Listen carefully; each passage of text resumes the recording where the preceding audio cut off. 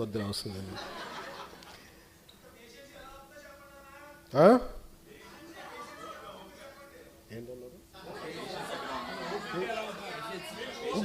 ఇంత పేషెంట్గా ఎలా ఉన్నానంటారా?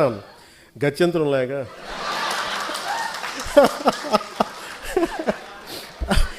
అలాగే ఇప్పుడు విశ్లేషకులు ఏది మాట్లాడుతూ ఉంటే, అంటే ఈ మధ్య ఎక్కువ న్యూస్ అయింది కాబట్టి చెప్తాను, మామూలుగా ఇది పట్టించుకోను. కానీ నేను ఎందుకు మాట్లాడతాను, ఎవరన్నా సరే అమిత్ షా గారు ఎలాంటి వ్యక్తి?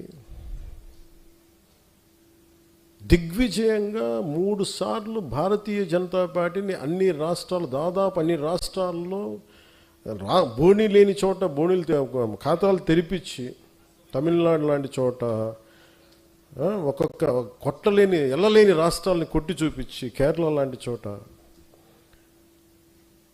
Toughest home minister after Shri Sardar Vallabhbhai Patel, Shri Amit Shah most toughest one. But నిజంగా ఆయన నేను చాలా దగ్గరగా చూశాను. నేను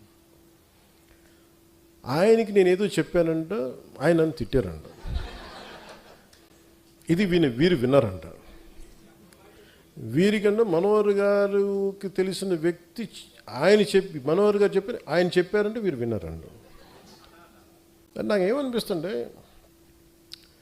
రోడ్డు మీద వెళ్ళేవాళ్ళు ఎవరో మాట్లాడితే వేరు, ఒక క్రెడిబిలిటీ ఉన్న విశ్లేషకులు ఇలా మాట్లాడితే తప్పదు. ఇప్పుడు నా గురించి కూడా మాట్లాడినాక నన్ను ఎన్నిసార్లు క్యారెక్టర్ అసాసినేట్ చేశారు, ఎన్నిసార్లు నన్ను తిట్టారు అన్నారు, తిమ్మారన్నారు, అవన్నీ పట్టించుకోవాలి. కానీ అమిత్ షా గారి పేరు వినిపిస్తే మటుకు నాకు తప్పు అనిపించింది, అది నేను ఖండించాలనిపించింది. దేనికంటే ఆ స్థాయి వ్యక్తుల్ని,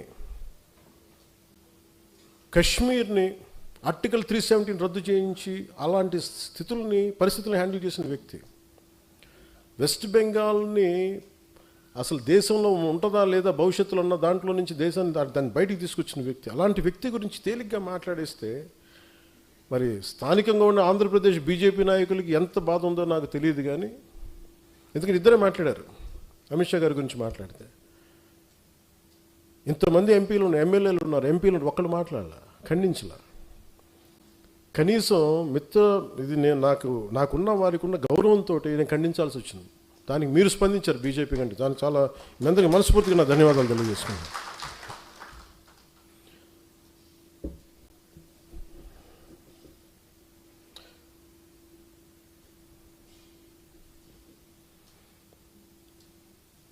వాళ్ళు అనేది ఏంటి మేజర్గా, నేనంట వైసీపీ నాయకుడి గురించి అంటే ఆయనకి జైలుకి వెళ్ళిపోవాలి, అరెస్ట్ చేయాలంటే ఆయన అంటే క్లాస్ తీసుకున్నారు అంటున్నారు. మీరు చెప్పండి, నిజంగా ఒక క్రైమ్ చేసిన వాడిని నేను చెప్పాలా? అంటే ఒకటి జైలుకి వెళ్ళిపోయి ఒకళ్ళకి ఏదైనా అయిపోతే దానివల్ల జనసేన ఎదుగుతాడు, పవన్ కళ్యాణ్ ఎదుగుతాడు, అంత దిగజారుడు మైండ్ సెట్ ఉందా? అసలు దానికోసం పాలిటిక్స్కి వస్తాం? అసలు మీరు పాలిటిక్స్లో మీరు ఎంపీ ఇలాంటి వాళ్ళు ఎవరు పాలిటిక్స్లో లేనప్పుడు కదా నేను వచ్చి రోడ్డు మీదకి వచ్చి ఆ రోజున వైఎస్ రాజశేఖర రెడ్డి గారు ముఖ్యమంత్రిగా ఉన్నప్పుడు కదా నేను నా తుపాకీని సరెండర్ చేసి కదా నేను పాలిటిక్స్కి వచ్చింది. ఏం మాట్లాడతారు మీరు? ఎంత తెగింపు ఉంటే వస్తాం, ఎంత తెగించే గుణం ఉంటే వస్తాం పాలిటిక్స్కి. అలాంటి నేను కూర్చోబెట్టంటే వైసీపీ నాయకుడు అంటే ఆయన జైలుకి వెళ్ళాలని నేను చెప్పానని ఈయన ఊహించుకొని చెప్తారు. అదో పెద్ద న్యూస్ అది. మరి మీరు అందరికీ కళ్ళుకి ఏం కనిపించట్లేదండి? మీ అందరికీ సమస్యలు కనిపించట్లా? ఎంతసేపు వైసీపీ నాయకుడు జైలును ఇవేనా? నేను వెళ్ళి ప్రధానమంత్రి గారితోటేను అమిత్ షా గారితో మాట్లాడితే ఇవే కనిపిస్తాయా? ఇంకేం ఉండవు మాకు సమస్యలు? దేశ భవిష్యత్తు గురించి మాట్లాడమా? ఆంధ్రప్రదేశ్ అభివృద్ధి గురించి మాట్లాడమా? కూర్చోబెట్టి వీళ్ళని జైల్లో పెట్టండి, వాళ్ళని జైల్లో తీయండి, వీళ్ళ నడుంకి బెల్ట్ కట్టేయండి, వాళ్ళ గొలుసులు ఇవే చెప్తాం చెన్నాలి.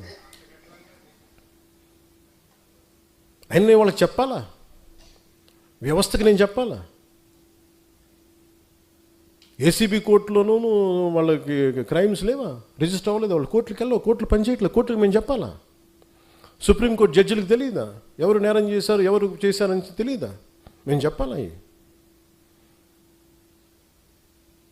ఇది నన్ను ఇన్సల్ట్ చేయడం కాదు, అమిత్ షా గారిని ఇన్సల్ట్ చేయడం కాదు, వ్యవస్థని అవమానపరచడం.